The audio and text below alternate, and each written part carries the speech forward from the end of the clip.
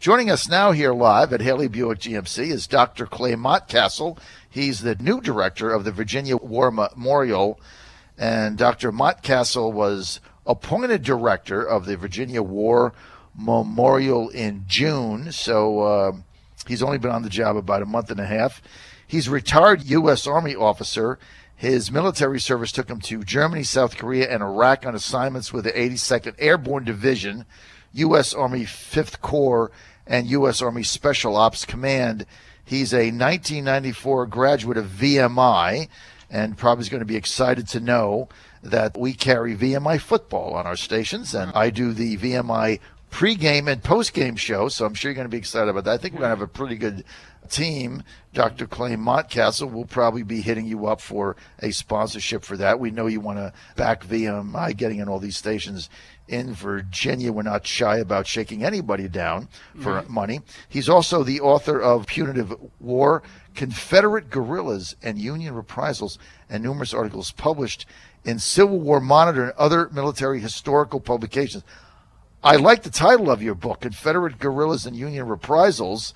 Before we get into the War Memorial, give our audience an update what that's about, because I remember at the end of the war there was a contingent of Confederate leaders that wanted to maintain a guerrilla warfare. They wanted to go, I think it was Jefferson Davis, before he was apprehended when he was trying to escape in his wife's dress, I believe, had the idea that what was remaining of the depleted Confederate forces would go to Texas and maintain a guerrilla war effort.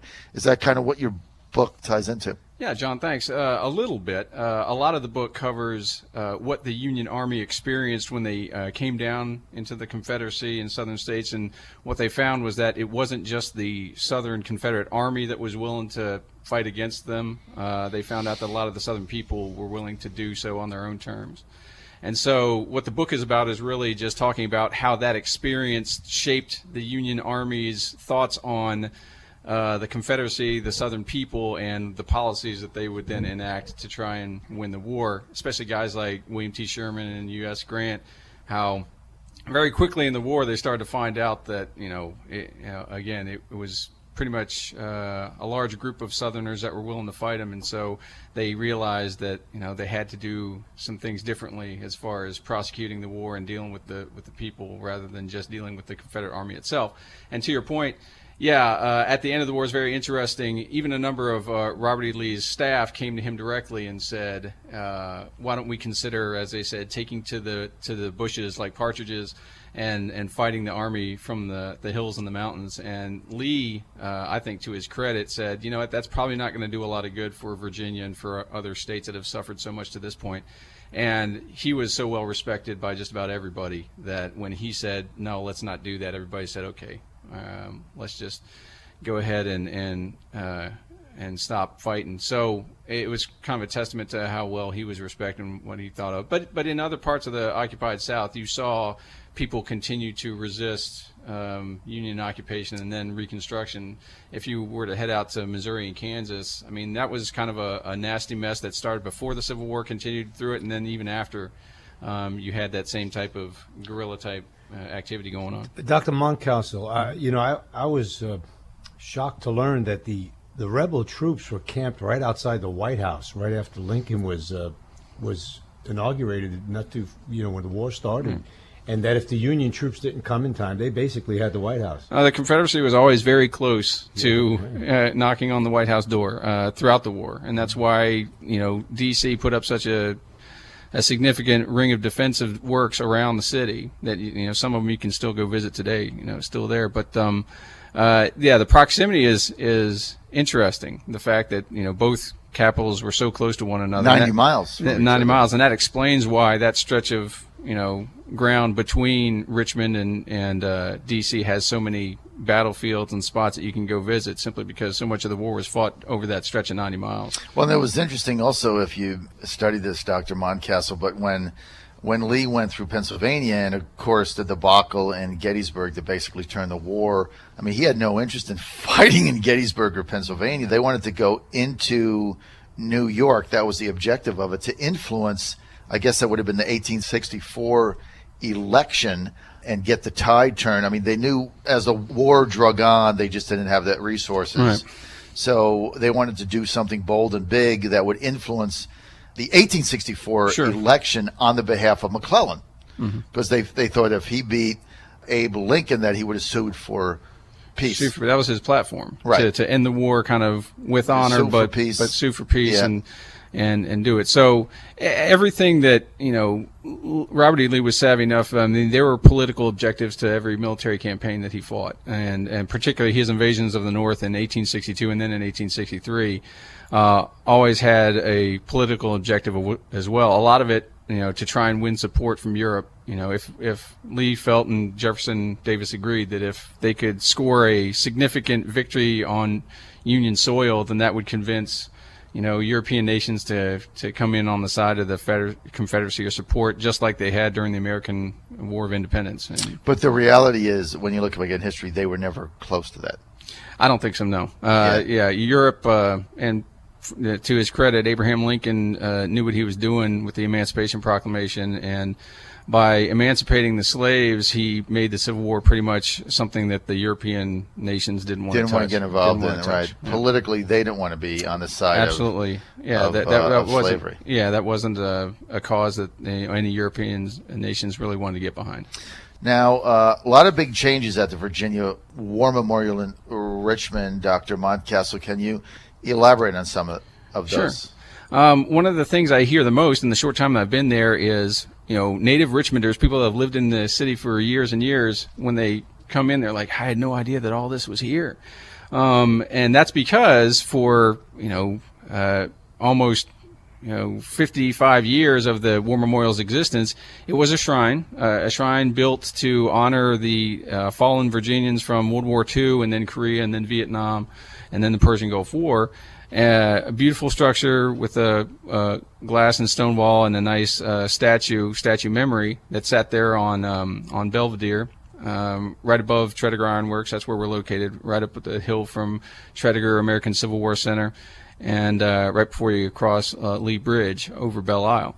And for many years, it was just the shrine and the statue, and people would drive by it and perhaps not stop that much. The big event, in my mind, came just a few years ago in 2010, when the state, combined with a number of very dedicated citizens, created the Paul and Phyllis Galani Education Center that opened up, and it really became a living memorial that is now part memorial, part museum, part research library, part education center, and we do all those things. Are you training or are you educating young people? Absolutely. We have programs, educational programs that train everybody, like we say, Do from schools bring buses there? Absolutely. Great. We even have a grants program, and I really need to mention our Virginia War Memorial Foundation, another group of very dedicated individuals that have worked very hard to raise support for what we do at the War Memorial.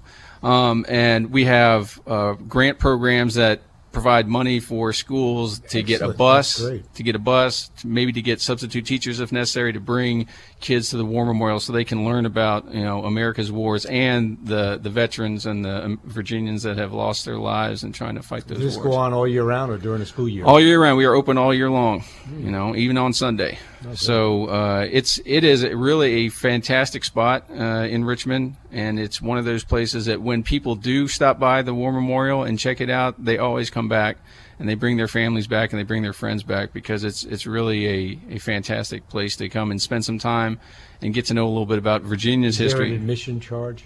No. Oh, wow. Our exhibits are free. Open to the public, and that's the way we want it. And the shrine itself is open. People can walk up any time of day. What's the website?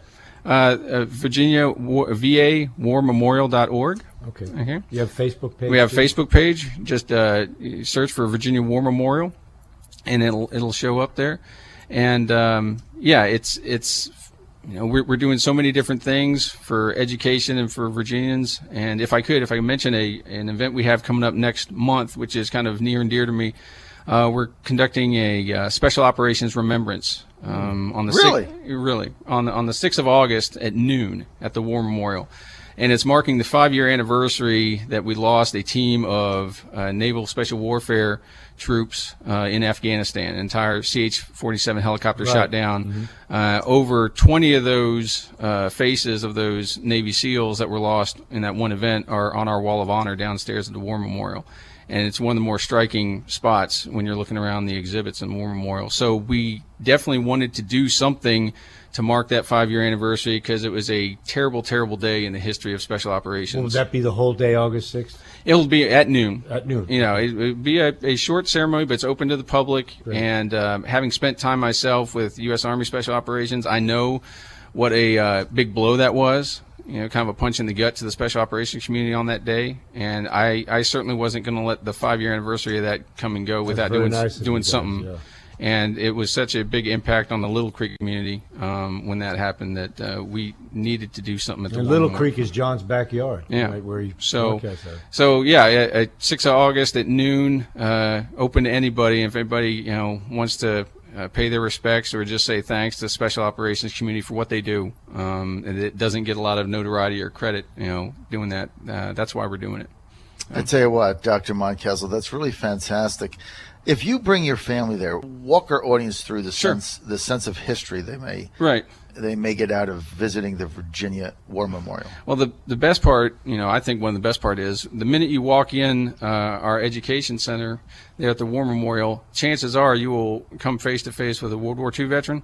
We have a number of World War II veterans that volunteer their time there at the War Memorial, and or Vietnam veteran or Korean veteran. We have a number of them that volunteer, and they welcome folks to the War Memorial, answer questions, and oftentimes we'll show them around the exhibits. And we have an exhibit hall that contains weapons that have been donated throughout periods of American history that people can look at. We have some fantastic displays that show kind of the progress of American military history from the Revolution all the way through.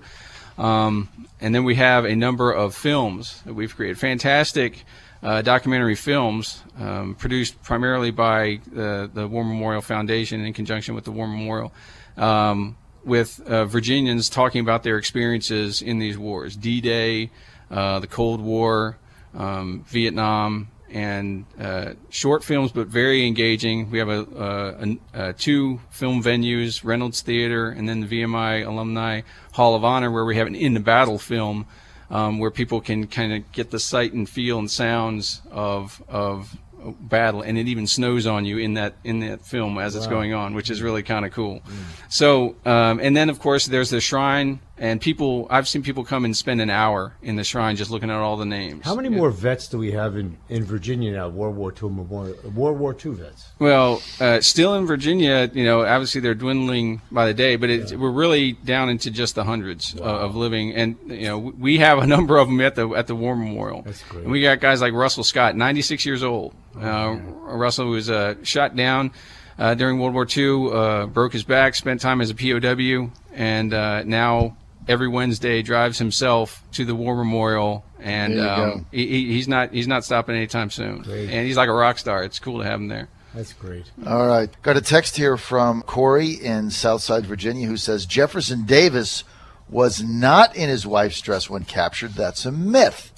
Clear this up for us, Dr. Mountcastle. I've heard both things. Most recently, I've heard that he was not actually wearing his wife's dress or any female garb when he was apprehended. I think the way that history started going was that was what some of the northern newspapers were reporting when he was captured, that he was running around in a woman's dress. But again, the history is inconclusive as to what exactly he was wearing when he was apprehended. But more recently, historians have come out and said that he wasn't actually wearing a woman's dress. Now, he might have been. I know he had to leave in the middle of the night right. when his bodyguards at the time were still guarding him and said that there was a Union contingent on the way and they didn't have the resources, so he did try to escape. Sure. And he had to leave in the middle of the night. It was like 2 a.m. Right. So I'm sure he just grabbed whatever was in there in the tent. He was with his wife at the time because his family was there. Sure. What a lot of people don't realize in Civil War history, as long as Corey brought this up, is he was captured by the Union soldiers and then taken on a ship to of Fort Monroe, and he was actually imprisoned. Imprisoned, yeah. For a very long period of time, and lost weight. He had bad eating habits before he got out, but he was there for a period of time, and I think it was Andrew Jackson that let him out. But he was in the Fort Monroe prison for some time. Quite some time. Yeah, quite some time. And it's the Civil War story continues after the surrender in 1865, and that's mostly when people are reading about the Civil War, they stop at Appomattox. And it's interesting how it went on. Yeah, all of Jefferson Davis' cabinet, none of them got in prison. The majority of those escaped either to Florida or they escaped to Europe. This is the John Fredericks Radio Network. Keep it right here.